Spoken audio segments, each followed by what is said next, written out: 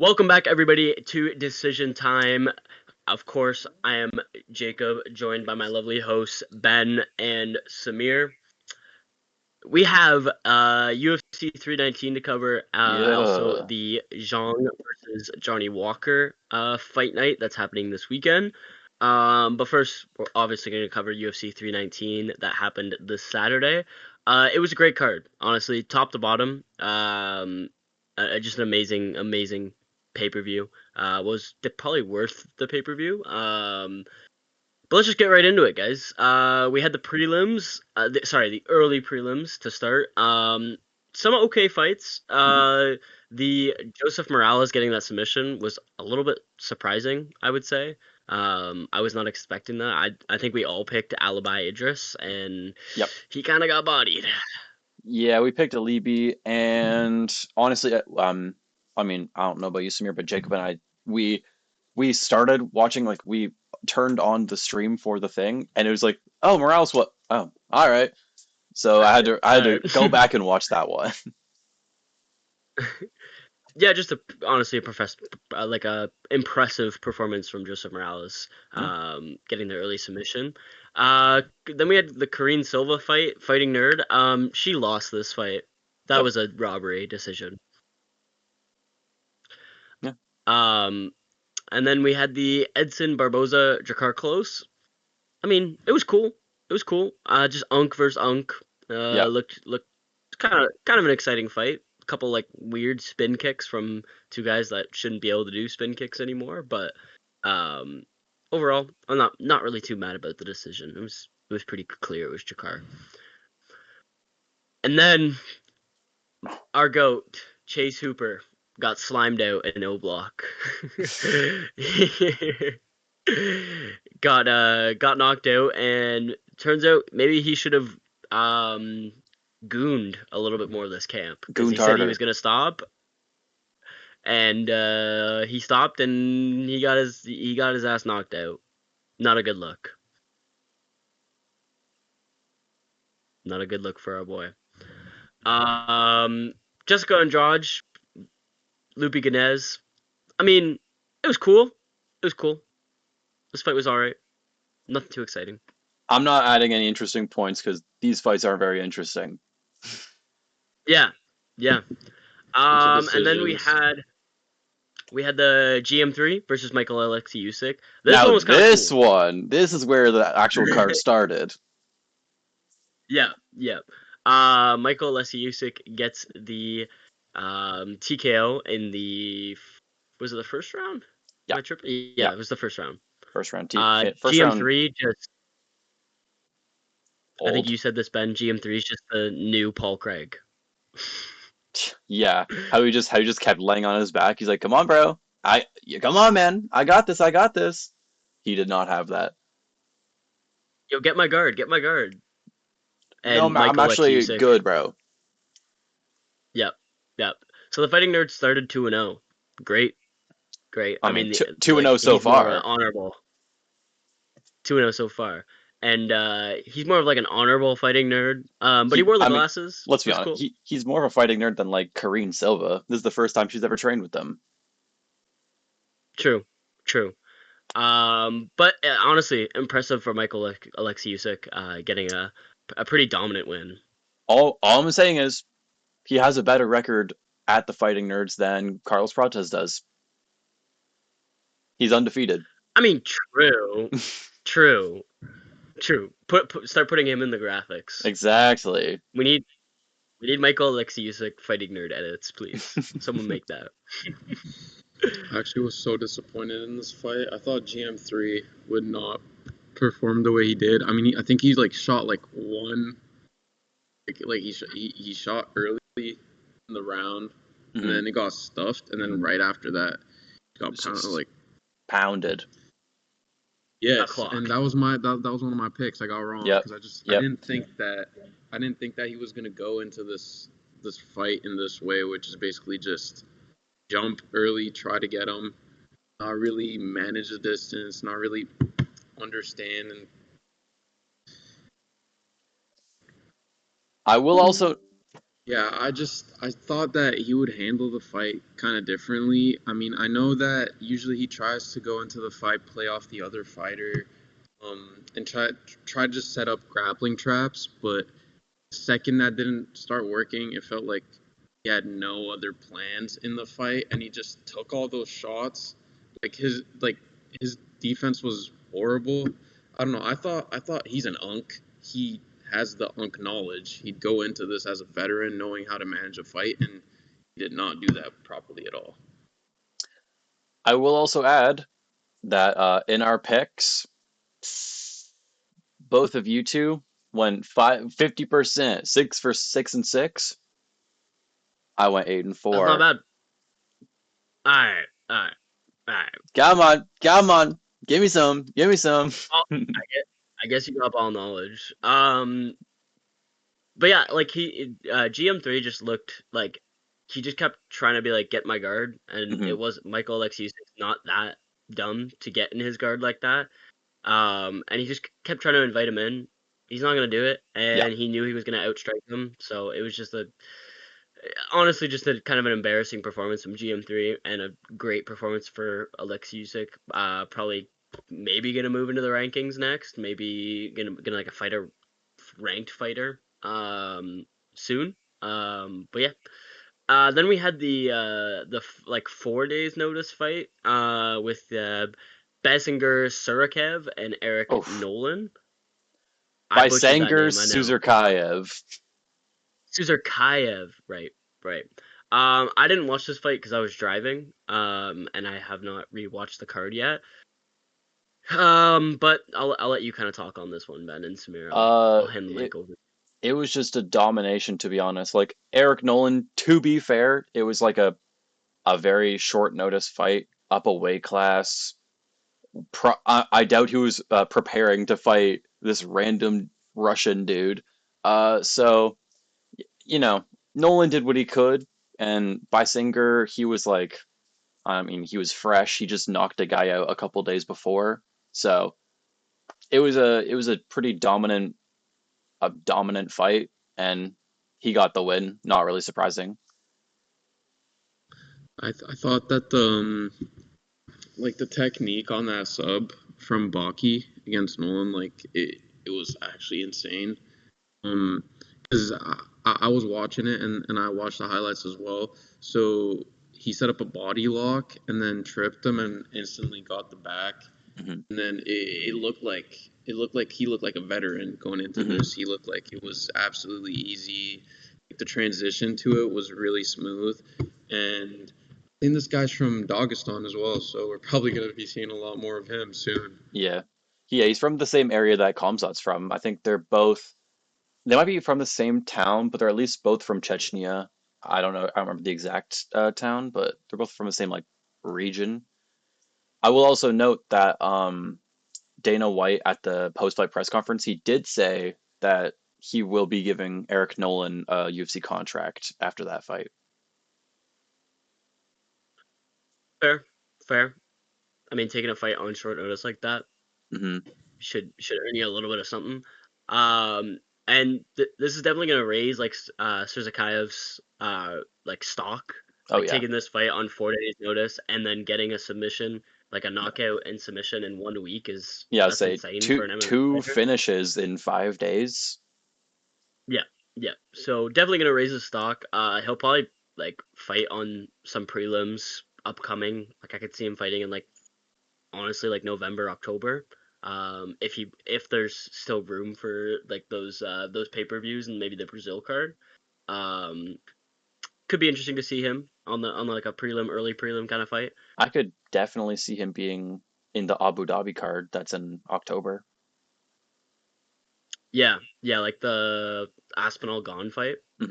Yeah, because that's late October. That means he'll be chilling for a few months, and he absolutely could fight in a few months. Yeah, no. But then we move to the main card. Kai Asakura versus Tim Elliott. We all picked Kai Asakura. And I we thought all kind of had the same competent. Thing. Yeah, and we all kind of said the same thing, that like we were all kind of worried about his grappling, and like if he could maybe catch Tim Elliott with like a good knee or a good head kick or something like that. And he looked okay in the first round. Oh sorry, go ahead, Ben. Are you? He didn't. Yeah, no. He, and like I said it, and it's in one of our clips where I was like, if this turns into a messy grappling match, like Kai has a really good chance to lose. I didn't think he'd get submitted, but as soon as that first grappling exchange happened and they got on the ground, I'm like, you know what? He's probably gonna get submitted because he couldn't do anything. He has no grappling competence, and I think even after the fight, he asked Hunter if he could. I don't know if this is like a true thing or if it's just like a rumor. If he could move back to Ryzen and not fight in the Oh, UFC anymore. Jacob. Oh, Jacob. You got hit with it. That was a post from MMA Sentel.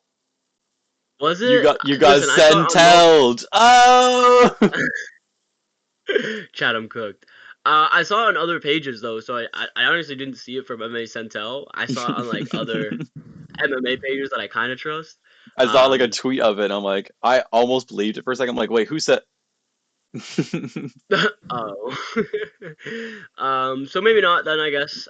He probably should at this point. Like, I don't think he's like, unless he really improves his grappling, he's not going to be a UFC fighter.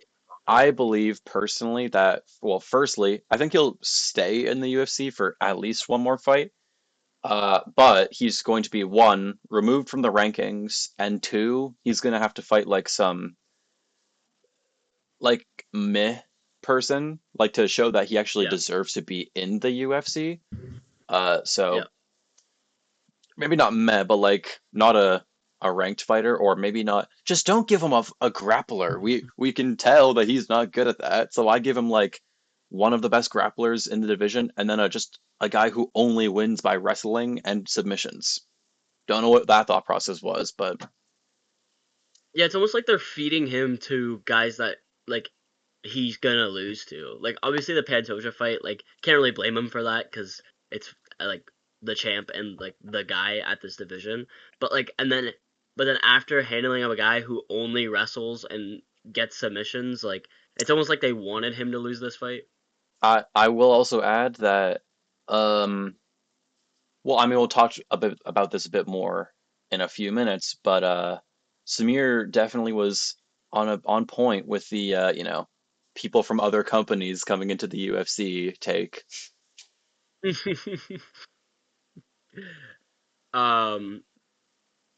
think Samir's muted, so we'll we can move on to the. Wait a sec. Oh. I could speak now.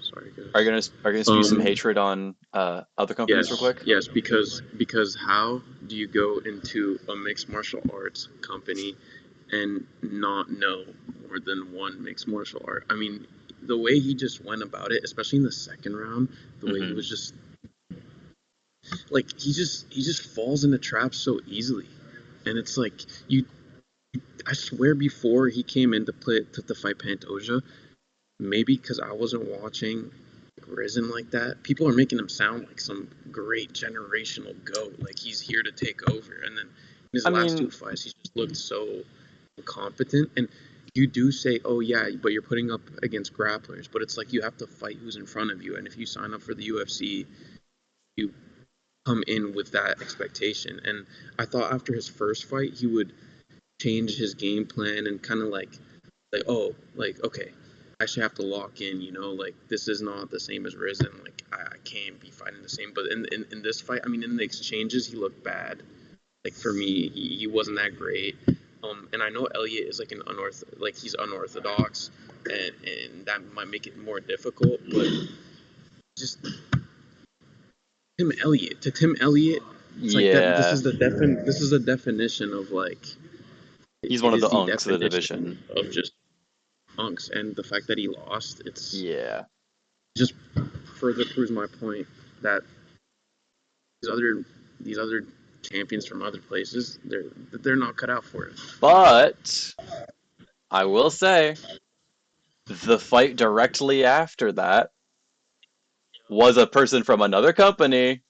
Michael Venom Page got the dub over Jared Cannonier. Yeah. This was a great fight, honestly. Mm-hmm. This was like overall, like I would say one of my like more favorite like decisions of the entire card. Mm-hmm. Just stylistically, it was such a mismatch for both guys. Like you got Cannonier, who's a big, strong grappler. You know, he's kind of a fence holder, but he works his game and mm-hmm. tries to get takedowns and stuff. And MVP, who's such a guy who just, you know, so unorthodox in his fight. Like he was crossing over Cannonier. He's a very creative striker. Yeah, and honestly, like it was a really exciting fight. Like MVP got the first 2 rounds kind of clearly. Mm-hmm. You could have maybe given the second round to Cannonier with like a little bit of a takedown, but like it was clearly MVP. And then the third round probably leaned towards Cannonier with that takedown and that ground and pound and stuff. And mm-hmm. he could have had a chance at a couple submissions. He just couldn't get his leg to pass the guard, mm-hmm. And just couldn't really. He couldn't finish the submission and couldn't finish a ground and pound, but those were some mean elbows. Not a bad performance from Cannonier at all. I think MVP is just stylistically such a guy that's so hard for so many people. That overall, not mad at Cannonier's performance, but a overall just great performance from MVP. Cannonier he should have just wrestled more, because once he started wrestling, he started winning. But he was actually getting dunked. He was getting balled on by MVP. MVP's bing bing. I don't like that. I don't like that at all. Like, it's starting to get on my nerves. Like him emoting instead of just finishing his opponent. It's actually like he did it once. Like mm-hmm. doing it multiple times in a fight. I don't know. I feel like that's a little disrespectful. Like when Cannonier did like the little roll in the second round, he's just like head top. Yeah, like he was just standing there, just doing that, and like I thought Cannonier would just go into this fight way different than he actually did. Like MVP, credits to him, he showed a lot of like he was on the front foot a lot, which mm-hmm. I was expecting, but I thought that Cannonier would respond better. But MVP in the first round, he just asserted his dominance over Jared Cannonier. And in 3-round fights, like I feel like if this was a 5-rounder, Jared Cannonier would have definitely had it. Oh yeah. But because it's a 3-rounder, like you gotta start off well. Like that first round really dictates how the rest of the fight goes, unless you go and have that knockout power. And Cannonier was not posing a threat to MVP at all. So it was kind of the tale of after the first round, it was kind of an uphill battle for him, and it kind of ruined his whole approach to the fight, which is why it made me really angry. Like MVP could have just ended it. We could have just been done with the fight, but instead it just felt like it was dragging on, and you kind of knew what was going to happen after the first round. Mm-hmm. Yeah, and like I think Cannonier, I think we gotta give credit to MVP's like ability to like stop Cannonier's takedowns and stuff. Like Cannonier got him against the fence. There was a couple of times where like he got the underhooks and stuff, but MVP just wouldn't go down. And I think Cannonier was a little surprised about how strong MVP was in those positions. And he did a really good job. And I think one of the main reasons he got taken down in that last round was it's the end of the round, end of the fight, getting a little tired. He couldn't defend it as well. So Cannonier kind of grinded him out, but he just didn't do enough in those first 2 rounds to really prove that, I'm winning this fight. And like Samir said, like in a 3-round fight, you can't start slow, especially against a guy like MVP who's gonna try and set the pace early. Mm-hmm. And Cannonier started slow, and that first round was just kind of like, okay, this is MVP's fight to lose at this point, right? Yeah. I will also ask Samir, would you say that Michael Venom Page, would you say he's the best or the only good fighter from one of the top 3 outside of the UFC? Well, that's kind of an unfair, like, because I know I'm gonna say he's the best, but he's also, to be fair to other fighters, like I know it is my thing to dog on other companies and their fighters coming into the UFC, but it feels like he was the most well-tailored going into a UFC match compared to everyone else. Like he's more all-around, and his size and his agility as well. Like I feel like if he was worse than he is, he'd still be better than all these other fighters just because of his physical attributes and the way it helps him out. I also feel like this is, if any other company's watching this, Bellator fighters, like, you should listen, maybe analyze and kind of change the way you go about fights, because you've definitely seen that from his first fight in the UFC. He's definitely gained a lot of confidence, he kind of exudes it. I kind of feel like now it's like tethering the line of showboating, but I feel like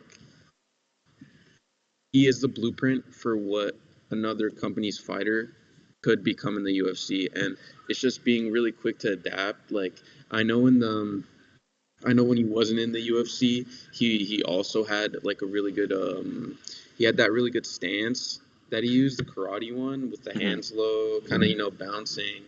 And he's just kept that, but tailored it to his division with the fighters that he's fighting, which I find really interesting. And honestly, I think that's what other fighters should be doing as well. Oh, yeah. Yes, he is the best. I think it's a main thing, too, where these guys, like, they got to fight. Like, I think MVP kind of did it a good way with, like, he started his career in the UFC, like, fighting lower guys. Like, these guys from other companies, like, was his first fight Kevin Holland? Was it the Kevin Holland fight? Was that his first one in the UFC? Was that his second? It might have been. Like, his Kevin first was Kevin like, Holland, yeah. Yeah. Like, so he's fought Holland, Ian Gary, Shara. And now Cannonier. But yeah. I think guys coming from other companies gotta kind of copy what he did. Like, you gotta fight a lower, like, unranked guy first to kind of prove, like, get comfortable in there. Like, obviously Kevin Holland's a tough matchup no matter what. Like, even though he was outside the rankings at the time, he kind of floats in and out of those. But I think these guys gotta stop taking the fights. Like, I know it's enticing to take, like, a top ranked guy, but you gotta stop taking the top ranked guys, because this is the best, like, fighting company in the world. Those top ranked guys are the best. When you think about when I think about, like, I know they were a lot younger than these guys that are coming in, but like Patty and Ian Gary coming from like Cage Warriors, like they were like 7-0 and 8-0 in those respective companies, but they came in and they fought their way up to the rankings, like, and now MVP's kind of doing a similar thing, and obviously, like, Michael Chandler, like, he's one of those guys who he had to fight those top ranked guys because he was so much older and he wanted to win the belt in the UFC. But I mean, Michael Chandler's like, okay, you know what I mean? Like, obviously lightweight's a shark tank when it comes to fighters. So he did beat, like, Tony Ferguson, but he's lost to those other, like, the other his debut fight, he knocked out Dan Hooker. That too, you know what I mean? Like, I would say he's one of the better older guys to come into the UFC. Like, he is obviously like 2-4 in the UFC, but you gotta think his losses are to, like, Charles twice, Patty. Like, these guys are the best of the best in lightweight, right? But I think these guys just got to come at it with a smarter approach. You know what I mean? Like, you can't come in and fight the number 5 ranked lightweight in the UFC. Like, it is the best company in the world. Like, you're more than likely gonna lose, and we're seeing that more and more, especially with our co-main, which we'll get to. Yeah. But before then, also, Ben, you got your lock wrong. I know your whole thing where you had to switch it because you wanted to make it a little. Yeah. Also, I forgot that was even my lock, because it wasn't really, because I don't want to look like a follower and have all 3 of us pick Carlos Prates. So I was like, oh no, Jared Cannonier is our lock. I'm wrong, but So you guys got your lock right. Yeah, and I think this was, it wasn't obvious, but as soon as kind of the fight started and it got underway, I think it looked a little bit more obvious. With Carlos Prates, like, keeping the range and being able to, like, keep Geoff Neal at a distance, because we all know Geoff Neal is really, like, he's a good boxer in the pocket. So Prates did a good job using his Muay Thai, keeping him a little bit at distance. It was obviously a dogfight in the first round. Like, both guys kind of had their moments and had their exchanges. I remember when the significant strikes popped up, and we all kind of looked at each other, Ben, and we were like, I thought Geoff Neal would have way more than Carlos Prates, because Geoff Neal kept getting in the pocket and looking really good. And then Carlos just pulled out that spinning elbow kind of out of nowhere and just clean on the dome. Yeah. That sound was horrible. I felt so bad for Geoff. Buzzer beater too. Yeah. At the 1 second. That was really clean.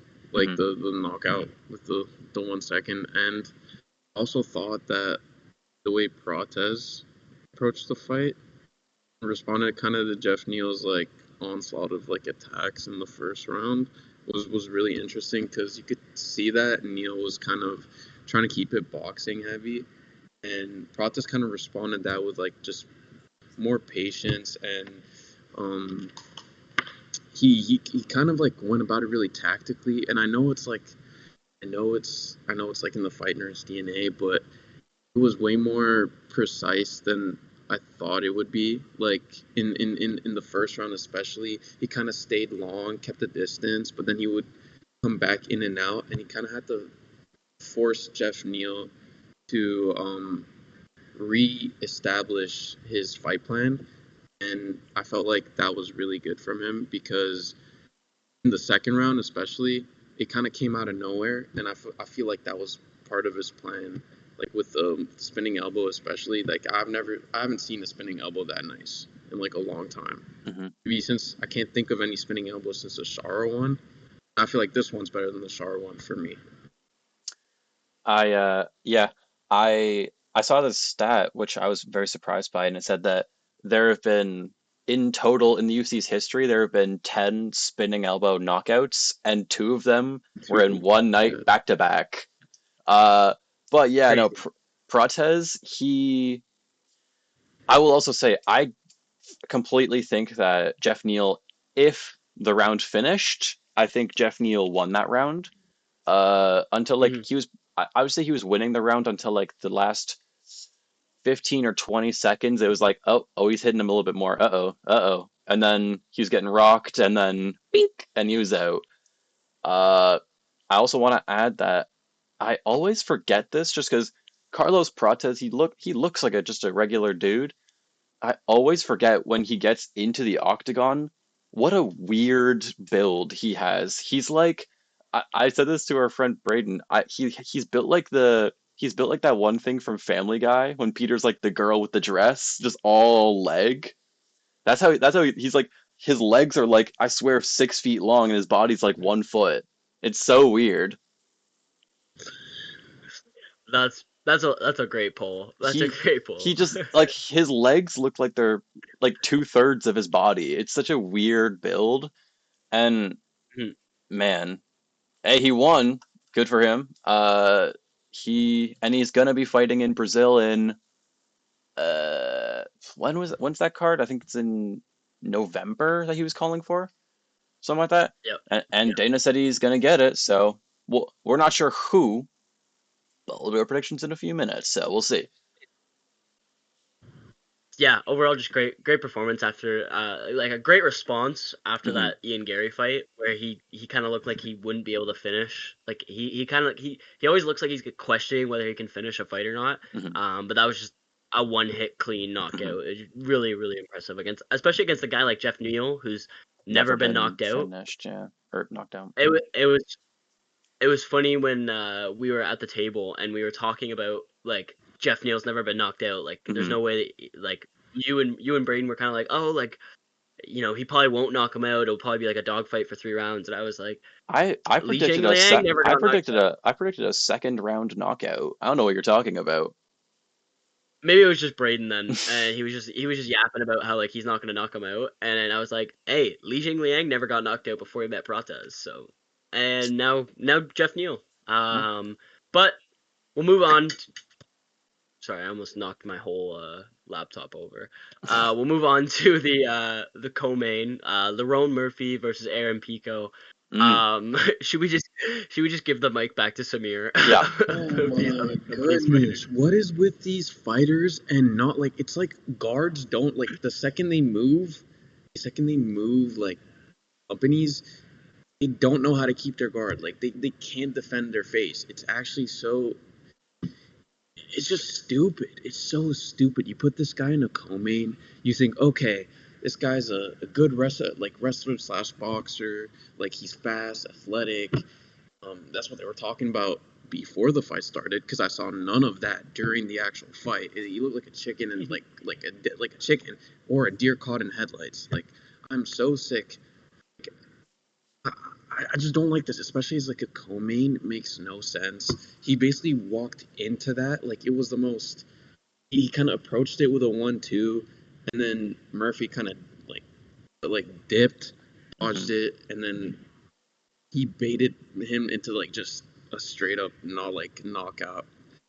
I just think I don't understand why these fighters keep on getting these chances, especially if the way they approach these fights looks like they're so unprepared. It looks like they're not up to pace, and I think that's something that the UFC, especially the matchmakers like Dana, have to like look at and really understand, is that if you want a fighter from another establishment like Bellator, like One, you gotta build them up, like Ben and Jacob were saying earlier. Like, you gotta really build them up, and it's not really a build-up if you put them in a co-main, and it's also a big disrespect to all the other fighters in your company, on your company's cards, that you're kind of disregarding them and putting like a guy from Bellator instead. And I mean, I'm gonna give you guys the floor to say what your thoughts on it were, because my thoughts was he was just straight ass, and it's like typical performance from a Bellator fighter. What made no sense to me is like what I was saying earlier with like these old guys, they kind of have to fight the ranked guys they want that chance. Pico's only 28. That's what makes no sense to me, is why he would take this fight and not, like you said, Samir, and like we've been saying, build up your resume a little bit. Get some confidence in the UFC before you face Lerone Murphy, who's on an undefeated streak, one of the best featherweights in the division, and we all saw what happened. And I think Pico went into this with a little bit too much confidence, like, I'm gonna win this. Like he was saying at the presser, I'm gonna knock him out. I'm gonna go in and do what I do and show why I deserve to be here. And he didn't. He was way too aggressive in this fight, and Lerone's counters were on point. And I don't even, did he attempt a takedown? Like, I know Pico was talking about, like, everyone was talking about Pico's like takedown ability, and he didn't even attempt a takedown in the first round, and like his wrestling. And we saw what happened. Like, Pico got really aggressive. He was trying to press Lerone Murphy against the cage, and Lerone used his intelligence and his fight IQ to trap him in and throw that spinning elbow, and knock him out clean. And I can't believe we saw two back to back. Like, that was insane. In my opinion, I think this one was a little bit better, just the way he set it up and kind of baited him in and used his whole torso. Like, he bent down and then swung. Like, it was a brutal knockout. I do feel a little bad for Pico. I think he did look okay up until that moment. Like, he looked all right. But definitely, you got to build your resume. You got to fight lower ranked featherweights, even maybe an unranked featherweight, to just prove that you deserve to be here, but also prove to yourself that you deserve to be here. Like, you got to gain some confidence before they probably killed his confidence, and now we'll see how he does in his next one. But he should fight a guy who's a little bit not easier, but easier than Lerone. Not Murphy. an undefeated. You know what I mean? Yeah. Yeah. I'll also add that I think it's equally as crazy, because I mean it's the same scenario really, is that originally, this was a short notice fight. Originally he was going to fight Mofsar, who's also an undefeated prospect, who's, I mean, I think he'll probably be the number 2 or 3 ranked person at featherweight, and Pico was going to fight him. Now that probably would have been a decision, but still, I will say though, I do think I feel like there's undermining of how good he was doing. I think it was a close round. He might have even been winning slightly. I think it was close though, until Lerone Murphy, he was getting him with counters, similar to what happened with the Geoff Neal Prates fight. I was leaning towards Pico, and then 10-15 seconds before it was like, they're getting, and he's knocked out. I think it was a much closer matchup than I feel like we're giving credit for. I don't think so. I think you're just being nice to him because every other fighter that's been in the same position as him has been so bad. I mean, when he shot that double, he did land it, but like immediately right after, like he scrambled away definitely sorry. Lerone Murphy scrambled away. And I just feel like, yes, he did show that he's good and he kept up the intensity, but it's also like that is your job. Mm-hmm.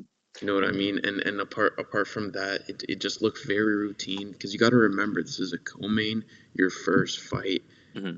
He didn't. It felt like he couldn't approach it the way he wanted to because of the confidence issue, and that's something that I feel like when I talk about these fighters and them not being good enough, at the same time, half of the time it's not even their fault because let's just say Conor McGregor, if you put him in that Jose Aldo fight as his first fight, you think he's going to be the same fighter that he was after he built himself straight from Cage Warriors to Aldo. Like it's just not happening, and like these fighters can't really say no because we've seen how Dana and the UFC reacts to fighters like declining fights. They kind of just try to blacklist you, try to just do you as bad as they can.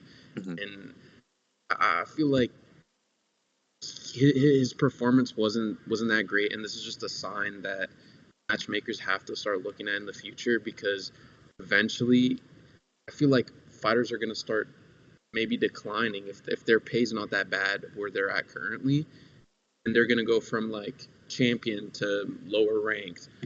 I don't think they're going to take the offer because they're seeing how these fighters are being like nurtured into the UFC. They're not being nurtured at all. They're just being thrown to the wolves and just, hey, if you could do it, you could do it. Yeah, I think that's totally fair. And I will also add that I do think that personally, in my opinion, like if you're talking about debuts of fighters coming over from companies, I think he recently, anyways, he had one of the better ones, like relatively, because I think he did better against Lerone Murphy than, for example, Pico did against Bautista, or than Pitbull did against Yair. Like I think relatively he did better in his debut, but also at the same time, unlike those two, he got finished. So it's like he did better, but then also had a worse result, while those two just went to decision. And, they didn't look great, but they were just decision losses. I'm kind of like afraid on. Sorry if it's like a little bit of a tangent, but I'm kind of afraid of how UFC is bringing up their prospects because just the way that these fighters from other companies are being treated, it's not really, they're not being treated with care. They're not being built up. They're kind of just being thrown there kind of as placeholders. Like for me, this is no disrespect to any ex Bellator fighter, X1 fighter, X any company fighter, kind of just like NPCs. They feel like CPU bots, like on UFC 5. They just feel like some random generated guy because they're just there. They're just there. They don't get knocked out within 2 seconds. They don't win the fight. They're just there, and that's not really their fault. It's kind of how the matchmaking's been done, and I feel like that's an aspect that if matchmaking doesn't change soon, especially with putting these guys in such elevated spots on a pay-per-view, it's not going to work out and it's going to have like negative effects. I definitely do agree. I do think that like they do overrate these fighters a little bit, or maybe it's these fighters overrating themselves. Like I don't know how the contract negotiations and like how the fight matchmaking works, but like Patchy Mix, he was a big name in Bellator, but I will also add Bellator itself isn't big compared to like you could say there's probably like at least 30 people that are more popular in the UFC than Patchy Mix, or like than all these people. I think the only one that's like even relative was like Patricio Pitbull, but also he was like 2 years past his prime at that point, so he still wasn't as big, and also lost. So like, I think that generally they're overrated by the UFC or by themselves. I'm not sure how that works, but yeah, no, these fighters have to take like smaller names like, well, I mean, for example, when Pitbull fought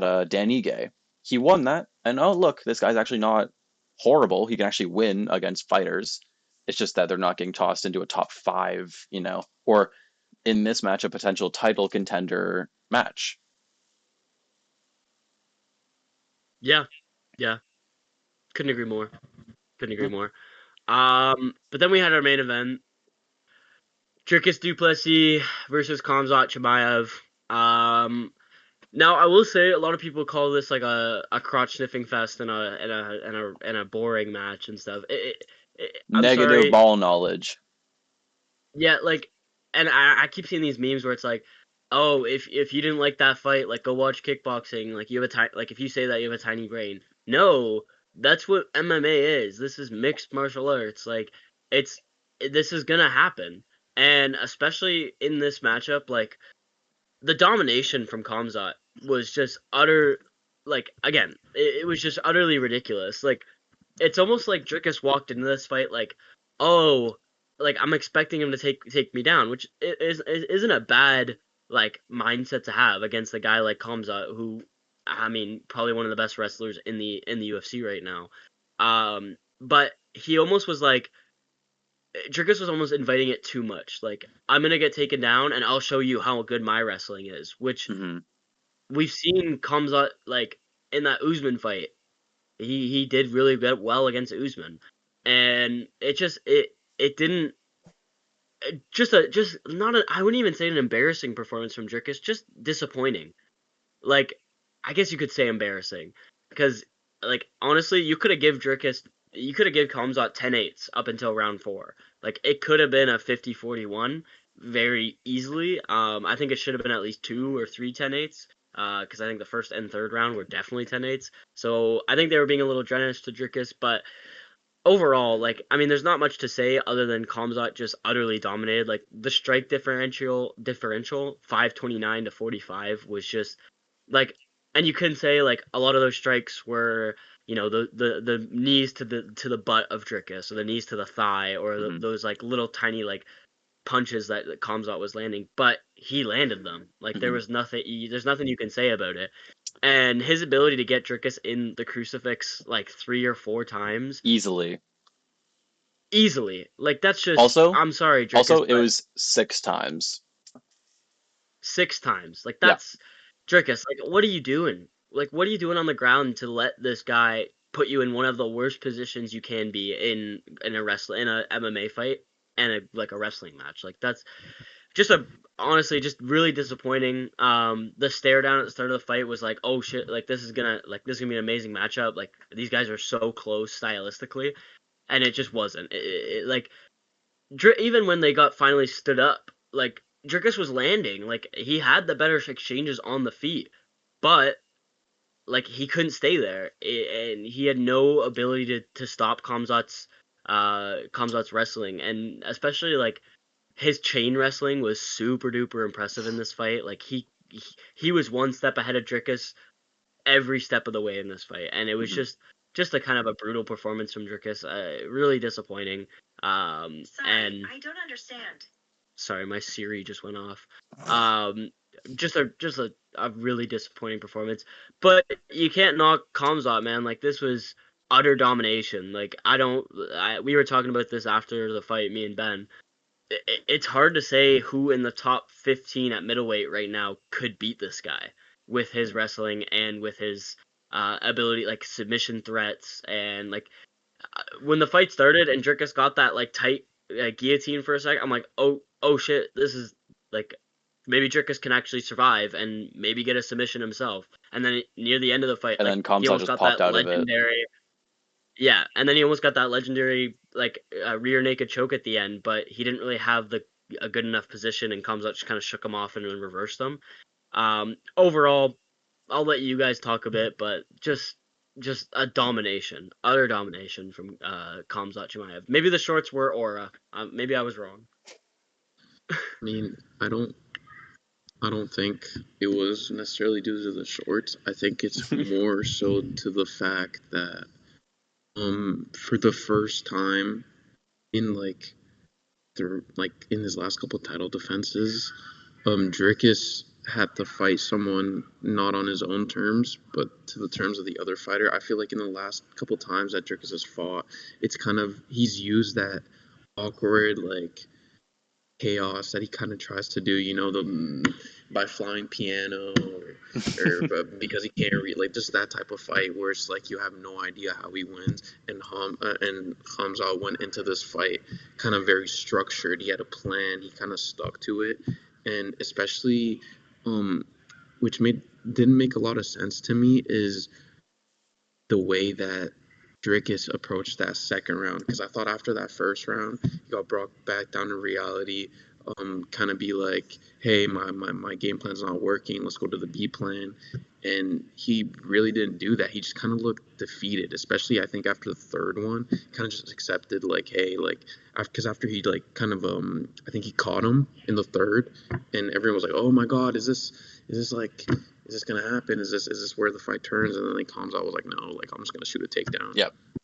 Keep it calm. And kind of that didn't show that resilience that he's done in the past and in his other fights. He's usually been there, kind of been the more calm one out of both fighters.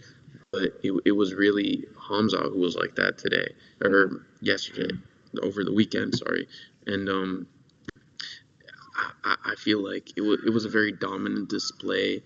I feel like his fight IQ was really put on display, and I feel like Khamzat walks out of this, like you said, Jacob. I don't really see anybody beating him, and this kind of upped his stock up. I kind of wanted to ask, what are your thoughts on people calling this a boring fight? Because that's a lot of the discourse that's happened from the last couple of days. Is this is really boring. We don't want to see hugging. We don't want to see take. Well, what are your thoughts on it? That is a ridiculous statement. I think, there are some wrestlers, or there's some grapplers or wrestlers that are that. I think that's fair. I'm not even gonna say a person's name because we rail on him all the time. But there's a person who I think of specifically, but I'm not gonna mention him. But this Khamzat was holding him in dominant positions. Sure, there's two things to say about that. One, Khamzat, if Dricus was just better at wrestling, which he wasn't, he could get out and make it an entertaining fight to these people's, belief.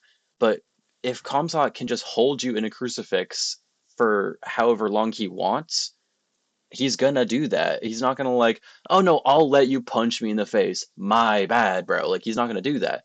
If he can beat you this way, he's going to.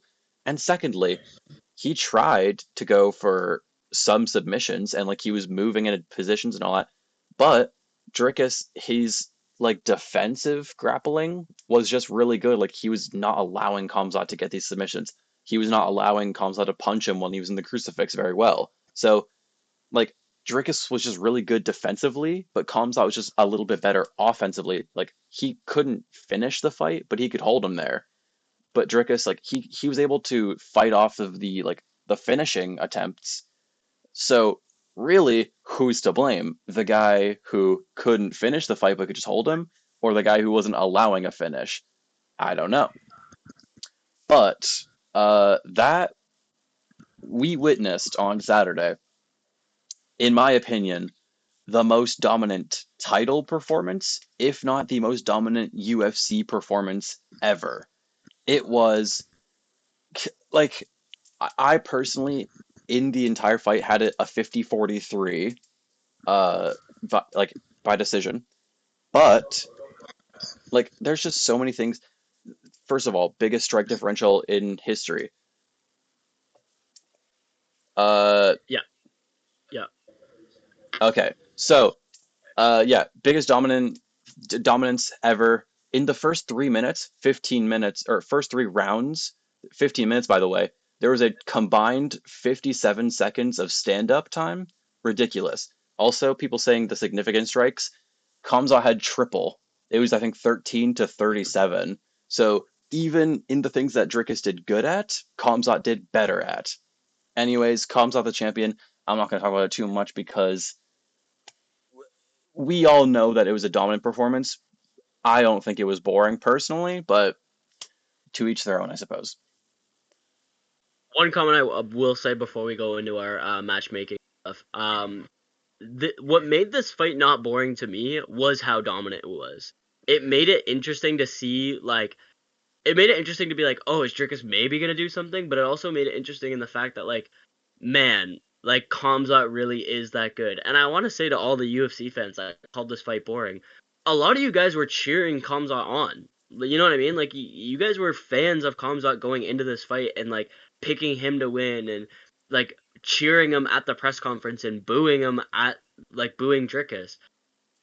And then you go to the event and then you boo Khamzat when he tries to do what he's good at. I don't understand that at all. And yeah, what made this fight interesting to me was how dominant it was. It was interesting to see how utterly dominant Khamzat can be and probably will be leading into his later years in the UFC. Like, he honestly could be triple champ, like he said. I could see him going down to welterweight, winning that belt, and then moving up to light heavyweight and possibly winning that belt. Just because of how dominant this performance was. And if he wants to, I think he can do that. It's crazy to think, but it's very much possible with this after this performance. Mm-hmm. But we're gonna move into our matchmaking predictions. We're just gonna do the full main card because we're kind of short on a little bit of time. What? Are you First of all, I'm frozen. I don't know why. Yeah, I see that. Oh, there you go. Also, we're going to talk about the fight night before we talk about the predictions. Yeah? We're going to run through that first. So, all right. What are your thoughts on UFC Shanghai, Samir? I mean, I'm just excited to see my boy Zhang. Ming Yang? I'm really excited to see him, especially Johnny Walker. This feels like UFC brain rot matchmaking. So I'm really hyped to see it. I honestly think that it's actually not a bad card. Like it's pretty entertaining. A lot of very good fighters. Michael Pereira on the prelims. Shout out. We won't run through the prelims though. There's a lot of there's some good names, but you'll see our picks on Instagram and TikTok and stuff like that. It's a lot of relatively unknown Asian fighters for the most part. Yeah. Do you guys want to run through the whole main card or just start at the heavyweight fight? We could do heavyweight. Yeah. Okay. So we'll skip the first two main card fights because again, like you said, Ben, a lot of unnamed kind of some interesting fighters for sure. But we don't want a 5-hour long podcast, guys. We don't want to make you listen to that. So we'll start at the heavyweight, the third fight of the main card: Sergey Pavlovich versus Waldo Cortez Acosta. Definitely a really kind of interesting fight, especially in a division that's kind of been stalled for a bit due to a unnamed guy who we've said we're not going to mention anymore. But Sergey Pavlovich, coming off his win against Rosenstruck by decision, I think he's got a good chance in this one. Like, I like Waldo Cortez. Hold on, his name is it's a tongue twister. Cortez Acosta. Cortez Acosta. I like Waldo Cortez Acosta. He's 3-0 in his last three UFC fights. And that win versus Sergey Spivak was quite impressive to me. Like, he did a really good job, and again, won by decision. This could be a quick finish. I think if it's gonna be a quick finish, I'll probably lean to a little bit more to Sergey Pavlovich. But I could definitely see this just being a good striking match, a little bit of wrestling in there, and going to decision. I personally think Sergey Pavlovich is going to get it done. I think he is going to stay in that top 5 ranking at heavyweight for a bit longer before he reaches that, he's going to decline in his career. And I honestly just like Sergey Pavlovich a little bit more. But it's definitely going to be an interesting one to see how these guys match up and how they, who moves up a little bit in the rankings and possibly maybe even gets a title fight next. Could be interesting to see. Yeah. I've got to agree. I think it's going to be Pavlovich, but the reasoning is even more concrete. I think he has 6 wins via first round knockout, and I think that's what's going to happen. I think he's going to win by knockout, especially with Cortez Acosta. He's kind of a volume fighter, and that just doesn't really match up with a guy that likes to start off really strong. Especially Pavlovich doesn't have that endurance, and like most heavyweights, so he's kind of going to go into it just with a bang, trying to finish him. And I think he will get that finish. I think it's going to be a first rounder. I'm kind of torn in this one because I mean Waldo only has one loss in the UFC and in his career. So like technically I don't know, like he almost should be a favorite, especially because he's had like so many consecutive wins. But like Sergey Pavlovich is just he's just different gravy. He's different gravy. Like he only he's only lost in the UFC I think what twice now, and it was to Aspinall and to Volkov, who are like two they're better than Waldo Cortez Acosta. So I don't know. It's either going to be like a first round knockout by Sergey Pavlovich, or Waldo winning by like decision. But either way, I think it'll be a banger. Speaking of bangers, by the way, this next featherweight matchup, the co-main of the fight, this low key, I think if this wasn't in Shanghai, it would be the main event. Could be the main event. Yeah. But Brian Ortega versus Aljamain Sterling, I don't know about you guys, I'm so excited. Is it a 5-rounder too? Yep. I'm so excited. This is gonna be a banger. I want to see how Brian Ortega's kind of adapted after, like, he's had some impressive performances of late. But like losing to Lopez, was kind of a tough loss for him. So I'm very interested to see how he's responded. And he's only 1-2 in his last 3. So I want to see a good performance from Brian Ortega, but against a guy like Aljo, I'm very questioning how good he's gonna be in this fight, because Aljo was like one of the best bantamweights of all time in his prime. And he lost to Evelev. Evelev again is one of the better featherweights. So not too surprising, but like I'm very excited to see this fight. I think it's gonna be a great like grappling jiu-jitsu matchup between these two guys, and it'll be very interesting to see if it's gonna be it probably won't be a finish. It'll probably be like all 5 rounds decision. That's what I'm gonna predict.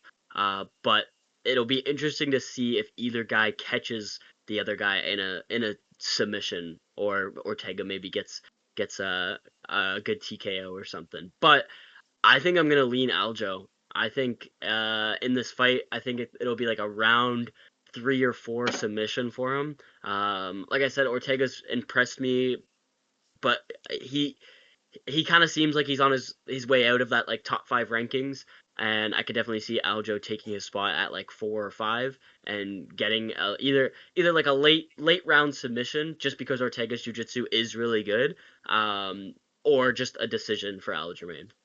Is Brian Ortega still top 5 ranked? Yeah, he's number 4.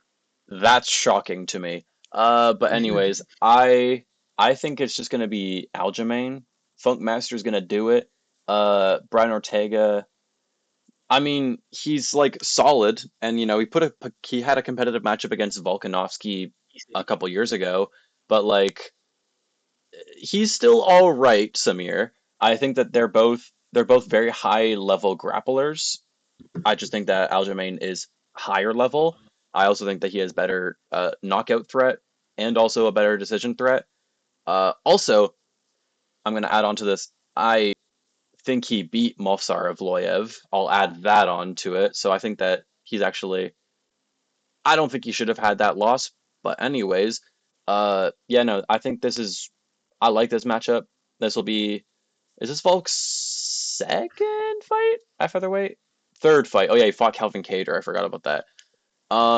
Yeah, his third fight at featherweight. I think he's gonna win and kind of I mean, he should be top 5 ranked by, next week. I mean, all I know is my mom asked me if the dishes were done. I said Brian Ortega, so she knew it was washed. Because this guy has nothing he brings into a fight. Like, have you ever, in the last couple of years, gone into a fight with Brian Ortega and genuinely thought he could win the fight? I haven't. Like, he's a great punching bag is what he is.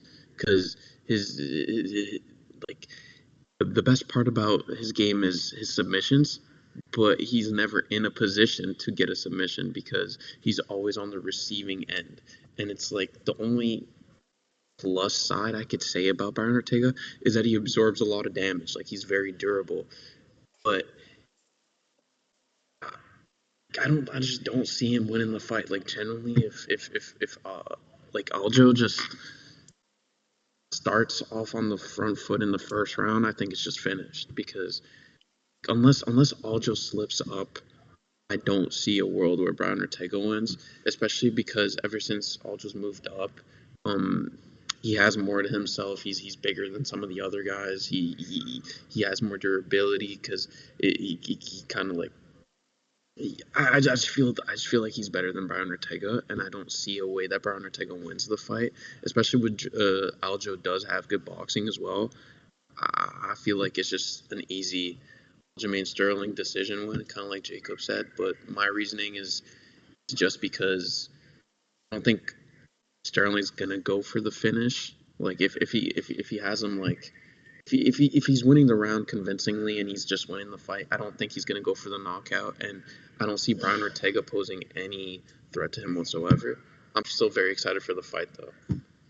Streets have changed his name. He's no longer T City. He's TCTE now.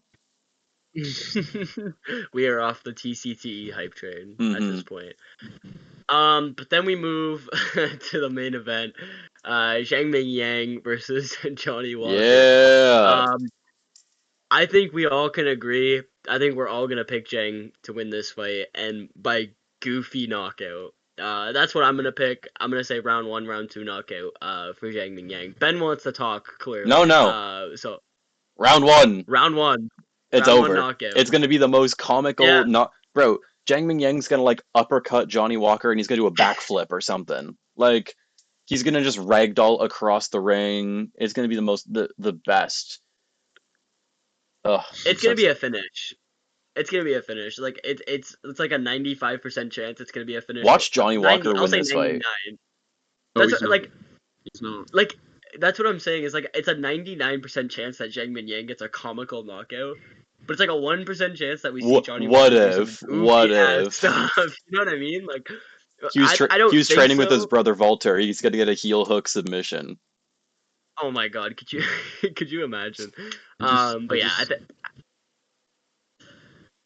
Sorry for cutting Jacob off, but kind of going off of his point is Johnny Walker is such a comical fighter, and I just don't see any of that with Zhang Yang. Like I don't think he's gonna entertain any of that. Like like with the flying knees and then the elbows. I just think I don't think that's gonna work against Zhang Yang. And also like this guy is a tank.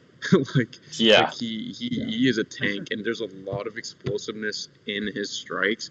And especially with Johnny Walker in his last couple of matchups, he's shown little by little that his durability is just not a thing. Like he's very susceptible to very strong shots, and just don't feel like he's taking it serious in his last couple of fights. And putting a guy like that against Zhang Yang, I don't see a big chance of him winning or even staying in the fight for longer than a round or two. I think it's going to be in the first round knockout. Well, yeah, I mean, Johnny Walker got knocked out in his last fight by Ozdemir, and I think Zhang Yang's got a little bit more power. Got a little more oomph to him. Yeah. Any more comments about this card, this main event? I mean, I think honestly, it's a really good fight card. I think it's a really good fight night. It's definitely been for me better than the last couple ones. We're all staying We're up all for waking it, up right? at 6 a.m. No, we're We're all staying waking up up. at 6 a.m. to watch. Yeah, No, we're no, all no. nighter. No, 6 a.m. Just kicking off the day with some UFC. No, What more can you ask for? Samir. The main event is at 6 a.m. Is it not the main card? I think you're tripping. I think Is you're it? I thought it's the main card. Is that Oh, I 6? thought No, the main card. prelims. The Prelims prelims are are at at. 3. Oh, so the main card's at 6.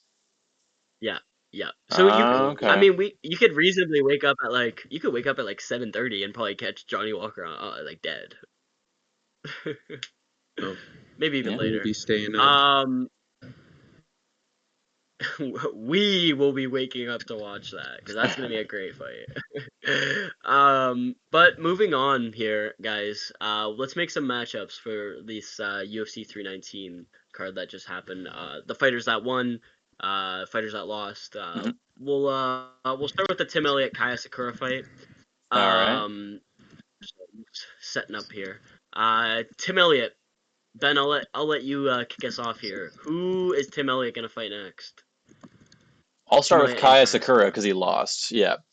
So Kai Sakura, I have him. I need him. I need to see that he actually can win a UFC fight, but I'm not gonna just give him an absolute bum. You know what I mean? So I am going to have Kai Sakura. First of all, he's no longer ranked. I'll just emphasize that. But there's a fight night, or there's a fight on the Shanghai card that I'm looking at. I'm having Kai Sakura versus the winner of Loner Kavanagh and Charles Johnson. And my reasoning for that is, and also I don't even know if he wins that matchup. But anyways, we need Kai to prove himself that he can actually do something. And Charles Johnson, he beat Josh Van a couple years ago, so he's actually like a solid, fighter. Uh, if he wins, that'll be a great matchup to show like, this guy beat Josh Van. If you can beat him, that's good. Or if Loner Kavanagh wins, that means Loner will be 10-0 in the UFC. So if you beat that guy, that's impressive.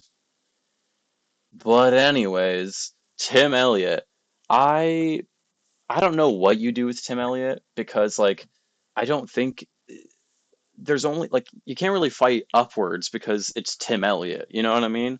Like the guys right above him are Steve Erceg and Asu Almabayev, who he's not getting a fight against them.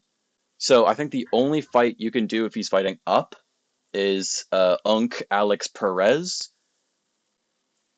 So I guess that's the fight to make because he's fighting up now because he has a 2-fight win streak and why not? So Alex Perez, who I think he's 8th, if I'm not mistaken. Uh, just Unk Fest. I'm not mad at it. So that's my prediction. All right. I got Kai Asakura. I kind of had what you had, Ben. I'm not gonna lie to you. Fighting the winner of that fight. But I don't know. I don't know who he's gonna fight, to be honest. He needs kind of like a easy one. Just like maybe just outside the rankings. I would also like to see the Charles fight. Him fight Charles Johnson. I think that would be really good. And it would be interesting to see how he fights like a guy who's not made it to the rankings, but who's pretty good. And then for Would you want Tim him to Elliott, fight? Would you want him to fight Charles Johnson, win or lose? yeah, yeah. Honestly, I think if he could fight the winner or loser of that fight. To be honest with you, like I think whoever wins, it was like it could be like, oh, like this guy's on a streak now. Like let's put him against a guy who's kind of proven, but also not at all. Mm-hmm. And if you give him the loser, it's kind of like, okay, these guys have both lost their last fight, and Kai Sakura is 0-2 in the UFC. Let's really see how good he is and Mm-hmm. throw him against the loser of that. Yeah. So I wouldn't really be too mad at if he fought Charles Johnson if he lost or won. That's who I have him fighting. Tim Elliott's a weird one. I picked Steve Erceg. I think they're both kind of, Tim Elliott, he's unk, but he just won against a kind of proven guy, and they're like 10-11. Steve Erceg's kind of on his losing streak recently, and I think if he could beat anyone, I think Steve Erceg's got a decent chance against Tim Elliott. Also, they kind of fought, like, obviously Tim Elliott fought this weekend and Steve Erceg fought recently, so they kind of have a similar timeline to fight each other. And it could be like, I'm not a huge fan of Steve Erceg, but I could see him winning this one, and I do kind of want to see him get a win back, or a win back in the column. You know what I mean? So I think that one could be interesting. I mean, I was kind of gonna take that pick that you did, and I was gonna kind of say maybe Kai to fight Steve Erceg. I know it's him fighting up again in the rankings. I know it would be fighting a ranked guy when he should be outside of the rankings, but we were talking about it earlier, just kind of giving Kai Asakura a fight that would kind of showcase his strong suits, and I feel like definitely it would be a great fight. It would be the exact type of fight that he was getting in Risen with a guy like Steve Erceg, where they're just standing on the feet, not as much of a grapple, and it's not as much grapple. It's going to be on the stand-ups. They're going to try to exchange, and it's going to play well for Kai. And if he does end up winning, he kind of fast tracks his rise back up to the rankings, because he wouldn't have had to fight these two unranked fighters and then another unranked and then maybe a ranked. If he fights Steve Erceg, it wouldn't even be that out of place, because also Steve is kind of falling down, so it kind of works out for both of them. For Tim Elliott, I really don't. I kind of don't have an idea, because this guy's just kind of like, yeah. Tim Elliott, maybe like I'm just even looking at the rankings right now, like. Maybe Manel Cave, like, not even, but that kind of would be a downgrade for Manel. So I'm really unsure about what fight I could really give him. Like, I'm kind of stumped, because I just don't see something that makes sense for this guy. Mm-hmm.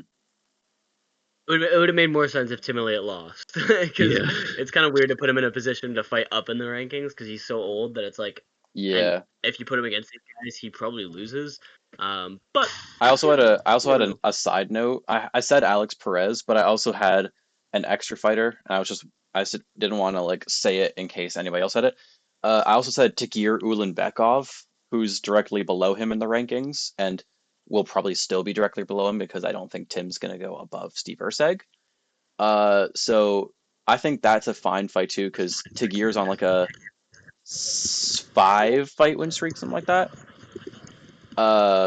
He's on like a 5-fight win streak, so that could also completely work too, because Tim clearly fights guys below him. So, yeah, I said Tagir Ulanbekov.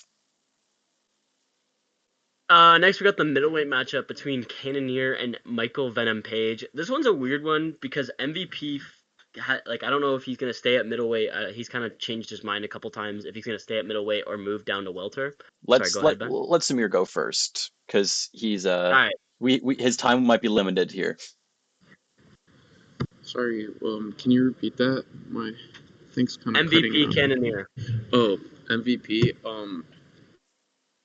Kind of want to see, like, I kind of really want to see a MVP fight. I'm thinking maybe Izzy. I'd like to see a matchup against Izzy. That would be a very fun fight, and they're kind of the same profile fighter, so it'd kind of be like, I'd be really interested to see how it would work out and play out. And for Jared Cannonier, I mean, like, maybe I don't know, like, he's off a lose. He just lost his fight. Maybe Robert Whitaker. That would be good, because I feel like they're both going down in the rankings, I think, and it would just kind of be a good, make or break fight. They're both kind of reaching the levels where they're kind of becoming really unks in the division, and I feel like it would kind of like, if what's it called, Robert were to lose, then he would fall down, and if Jared loses, then he's just falling down even worse. So I think that would be a pretty good matchup for these guys. Fair enough. These are all, by the way, just off a win. Off the dome. I have two fights for both guys because I'm a little torn. But if MVP does decide to stay at middleweight, I agree with Samir. I want to see MVP Izzy. Izzy's kind of on his losing a little bit of a losing streak, and I think like Samir said, stylistically they're so similar that I think it would be a really interesting it'd probably be a decision striking match, but it'd be really interesting to see and kind of cool. Two lengthy guys, two guys who kind of point fight. I think that would be my matchup if he stays at middleweight. If he moves to welterweight, I want to see him versus Joaquin Buckley. I think that one would be really good because he just won at middleweight. Technically, right now he's ranked 15th at welterweight, but now I don't know, he'll be a little bit higher in the rankings and stuff. And Joaquin coming off his loss, to Usman, I think needs a little bit of a kind of a not a gimme, but said if MVP stays at middleweight, I really want to see him fight Izzy. Again, lengthy fighters. If he moves to welterweight, back down to welterweight, I think him versus Joaquin's a kind of a good, perfect matchup. Yeah. Joaquin's pure power and force and starts the fights off really, really strong. Whereas MVP is a little bit of a point, like we said, point fighter. Very stylistically weird. So I think it'd be an interesting matchup for sure between those two guys. And those are my picks. If for Cannonier, I have two guys. I was kind of tossed up between Abus Magomedov. I think that would be a good kind of wrestling match, and we can kind of see how good Abus is, and see if Joaquin is washed or not. If not, I do want to see maybe Kopylov fight him. I think that would be kind of interesting too. Kopylov maybe tries to stay in the rankings and tries to prove that I deserve to be here by fighting a top guy a top outside the top 10 guy, and Cannonier could prove I could be a good gatekeeper for a little bit longer and just kind of prove that I can check these up and comers. I think that would be two good fights. Yeah, I completely agree because well, first of all, I'll just say in my thing I have Michael Venom Page versus Israel Adesanya. And my reasoning is similar to guys' things. I think both of these guys could be, MVP's looking for money fights more so. But if he can fight Izzy, that also gets him towards a title shot, which is also a money fight. So I think that's great. Also, they're longtime friends, so it could also be some sort of a story there too. Which I was kind of unsure if they would do that fight because they're also friends, so I don't know if they would want to fight. But that's who I had as my prediction anyways, or my matchmaking. Jared Cannonier, I kind of agree with you, but not exactly because I don't just have him against Abus Magomedov because I guess maybe you don't know this, but Abus Magomedov has a fight booked in a couple of weeks, and he's fighting. So I have Jared Cannonier versus the winner of Abus Magomedov and Joe Pyfer. I like that. I have because either way, whoever wins that fight will be 15th or 14th ranked, in that area, and I think Jared Cannonier is now in the point of his career where he's just a gatekeeper.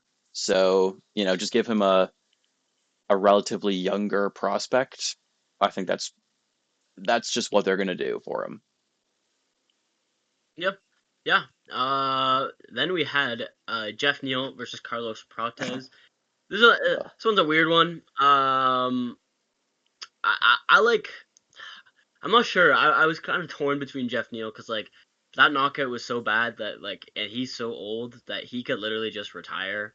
And I wouldn't be too surprised or mad if he did. Because he's nearing the end of his career anyways, and you just got domed bone to bone by a spinning elbow. But if he were to stay in the UFC and wants one more match to kind of end his career, I had him fighting Gabriel Bonfim. Just because Gabriel he did win his last fight, but it wasn't super impressive. And Geoff Neal I think poses a threat where it's he's a little bit more of a boxer and kind of knows how to grapple against the fence, which is Bonfin's kind of like speciality. And Bonfin wants to move up in the rankings, fight an old gatekeeper like Geoff Neal. I think that would be kind of like not a perfect matchup, but an okay matchup. And both guys kind of have a similar timeline. Bonfin fought like last month, so I wouldn't be too surprised if they both fight in like 6 months or something like that. But again, we have to see how long his wait time is going to be to return, because that was a pretty bad knockout. He was out for a while, and if he even wants to stay in the UFC. For Carlos Prates, I want to see him versus Leon Edwards. I know it's kind of not an obvious pick, but a little bit of an obvious pick, just because Leon's a little bit on his, he lost to Sean Brady, and I think needs to prove that he still deserves to be in these top 10 rankings. And both guys are kickboxers. It'll be a great kickboxing matchup to see, and it would sell a lot of tickets, I think, and it'd be a really good money fight for both guys. But it's also like Leon's trying to prove that he can still fight with these top guys and these top prospects, and Prates trying to prove that, I deserve to eventually fight for a title soon. And it wouldn't be too bad of a matchup for Prates too, because as we saw in the Ingarian fight, he's not an amazing grappler.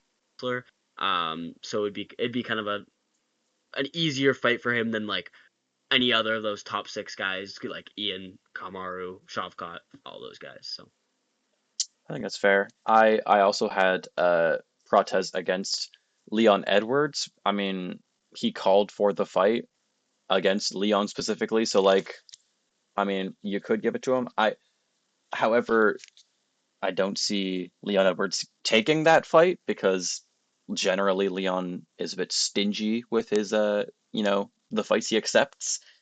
And also I feel like he won't take a lower ranked opponent. So either I think he'll be fighting Leon or someone who challenged him in Brazil.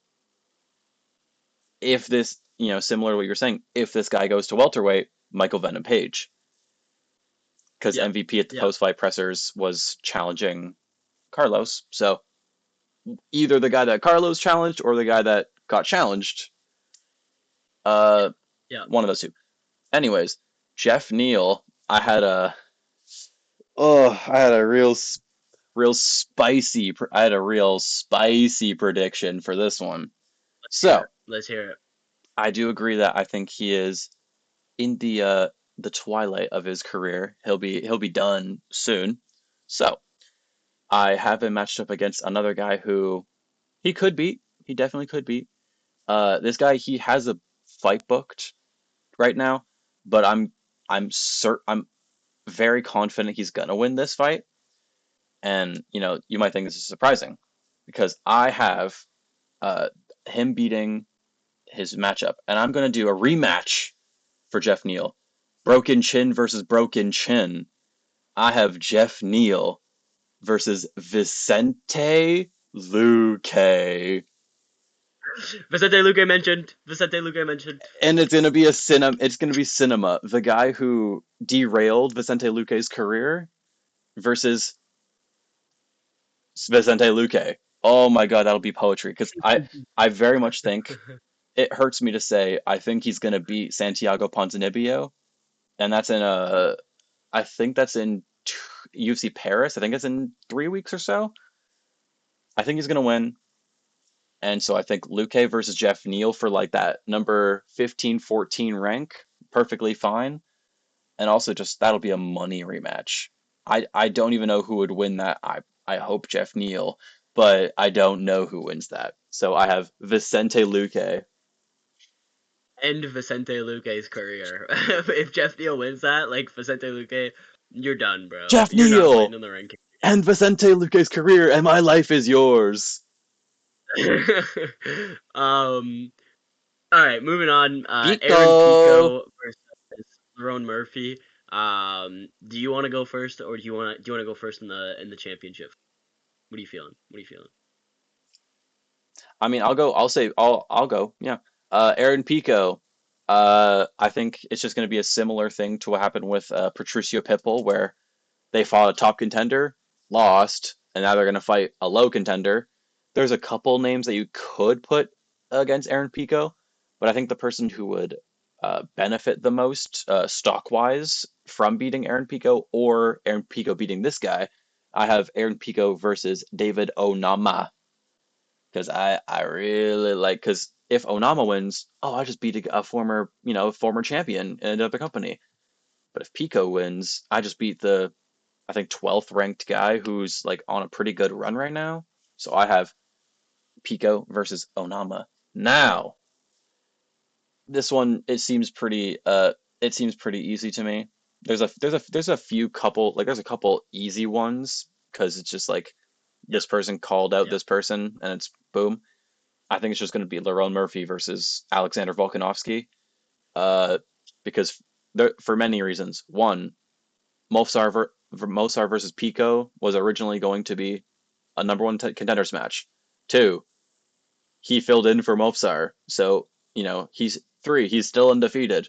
Four, Volkanovski literally said, "I'll fight you in December." Well, that's it then. It's got to be that one. Yeah. Yep. For Lerone, yeah, I had the exact same. I don't think there's anything else you could do. Barring like John Silva doing like the most insane knockout on Diego Lopez you've ever seen. If that doesn't happen, then it's gonna be Lerone Murphy. Yep. The only other one I could maybe see is if they wanted to do Lerone versus Mofsar, just as like a contender fight. But like, I think like at this point, Mofsar, you don't deserve that number one contender spot anymore. No. You pulled out. I know it's not really his fault. It's the same thing that happened with Armin. Yeah, like he had the shot. You had your chance. It. You lost it. For Pico though, I got an interesting one. I want to see Aaron Pico. I was kind of leaning to David Onama, but I saw a name that made me change my mind.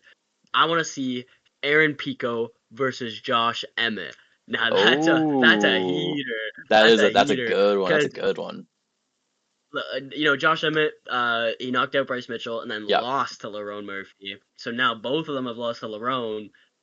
And that's like Josh Emmett's like a perfect like welcome to the UFC, buddy. Mm-hmm. And if Pico wins that, like that's a pretty good win to have under your belt against Josh Emmett, because he's knocked out Bryce Mitchell. He's got that big power. He had a close-ish kind of fight against Elliott. Like, unknown not name. Crazy, but like and I think if Pico wins that, you're solidified as like, I'm a UFC fighter. I can do this. If you lose, kind of sucks because now you're 0-2 and you'd probably have to fight outside the rankings to kind of prove it a little bit more.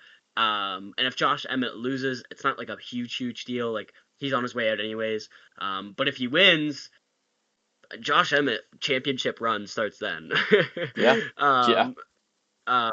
But I mean, and then the Lerone Murphy, it's just it's Volk or it's Mofsar, maybe. With Pico, it's just like anybody in the bottom 5 rankings. Like you could do Onama, Emmett, I guess like Giga Chikadze, Ige, like any of those kind of realm of guys. Feed Ige again. I was actually thinking Ige originally. Yeah, I was originally thinking Ige, but I was like, you can't do it twice to the guy. Yeah. Then we have Dricus versus Khamzat. I'll go first for this one. Khamzat.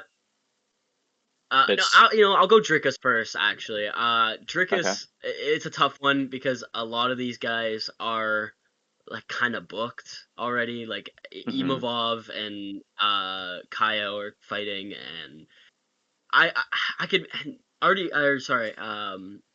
Dricus has fought a lot of the guys in the top like 5 to 10, or 1 to 10 range. So it is tough. I kind of want to see Dricus maybe rematch Izzy or Sean. I think that would be kind of interesting, and I would really want to see Dricus for Sean again. I know it's like the third fight, and Dricus won both. But Sean's on his like suspension, so I don't even know when he's supposed to come back. Other than that, it's kind of tough. I could maybe see them doing like Dricus versus like I don't know. It's tough because he's kind of fought everybody, so it's gonna be a rematch, and all the top like 10 guys are kind of already a little bit booked and kind of have So who are you matchups set up, saying? but I don't know, man. I guess I'll say like Dricus versus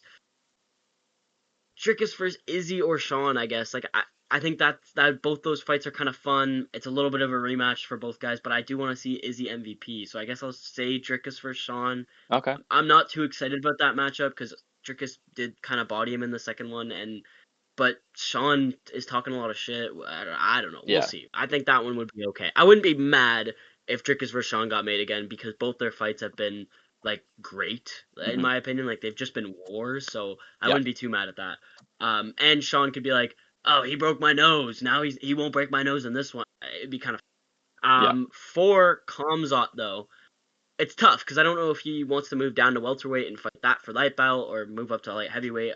But I'm gonna say he's gonna defend because he wants to defend in Abu Dhabi, which I think is too soon. I think he should wait and let the kind of division play out. Mm-hmm. But I think they should do Imavov and Kyle are fighting for the number one contender, and then I think they should do Anthony Fluffy Hernandez versus RDR, and between those two matchups, whoever wins but also looks the most impressive should get to fight for the title. So like in between Abu Dhabi in October. No, that's what I'm saying. I think it's a little tough because it's none of those guys have fought yet, so it's kind of hard to say like Imavov or Kaio because they're supposed to fight for the number one contender. But if Khamzat wants to do that quick of a turnaround, if Khamzat does that quick of a turnaround and wants a fight, then I guess you could probably do either Fluffy or RDR because those guys are both kind of their stock's kind of rising. But if not, and your Khamzat, option, you have 4 people so far, and he might move to welterweight. So you've make one prediction, Jacob. All right, I'll say Khamzat versus RDR. If he All stays right. at middleweight, I'll say Khamzat versus RDR. But I like my little tournament matchup thing. I think that would be fun. And maybe he goes to welterweight. And maybe he fucking goes to welterweight. I don't know. Khamzat's he's difficult to choose for. And maybe he goes to light heavyweight. You never know. I don't know. And Fair I think enough. he also beats any of the guys I said. But go ahead. I personally, I'm gonna say Khamzat first, just because this to me, I feel like it has to be the winner of Borrelio versus Imavov. And that will be really unfortunate because that means that they'll be fighting like a month-ish later. So they have to fight like early September and then fight late October, which will be very rough. And also, even if they weren't damaged, like I think they will be, Khamzat's going to destroy either of them anyways. So that one's just kind of, it's a number one contender fight, but they're going to be, fighting a month later, and also it's Khamzat, so unfortunate. Dricus du Plessis, though, I have him against, I thought about some people like Sean Strickland or Renier de Ritter, but I want him to prove that he can fight like competent, overall good fighters. So I have the winner of Dricus versus this person fighting the winner of the title fight that's in Abu Dhabi. I'm having Dricus against the man on an 8-fight win streak. Dricus versus Anthony Fluffy Hernandez. Because Hernandez butchered Roman Dolidze. So I want Dricus to fight him to, like, if he wins that, okay, he actually can compete on the ground because we did not see that against Khamzat. So I want him to fight a person who's good everywhere and show that he's a guy. And also, if Anthony wins that, then that's a knife fight win streak, and he's like easily the number one contender. So I think that's great matchmaking. Yeah. I like that. But everybody, that's it. Mm-hmm. That's our episode for today. Yep. Sorry Samir cut out. He had a phone. He's at work. So he's not gonna rejoin. Yeah. And we would cover more news and some matchups and stuff, but I gotta go to work. Yeah. Because we have lives outside of making a podcast. But thank you again, as always, for watching us talk for like an hour and 50 minutes at this point about guys fighting in a cage. We really appreciate it. Thank you to all our viewers on TikTok and YouTube Shorts and Instagram. Everywhere. We don't get everywhere. Much. Yeah. Shout out to you guys. Thank you so much for listening to us yap. But thank you for watching from wherever you are. Of course, I was joined by my lovely ginger friend Benjamin. And Samir was here, but he's not. Shout out to Samir. Shout out to the ghost of Samir. But thank you guys so much for watching. We will be back next week to talk about how Zhang Minyang killed Johnny Walker. Yeah. Shout out to you guys. Peace out, y'all. Peace.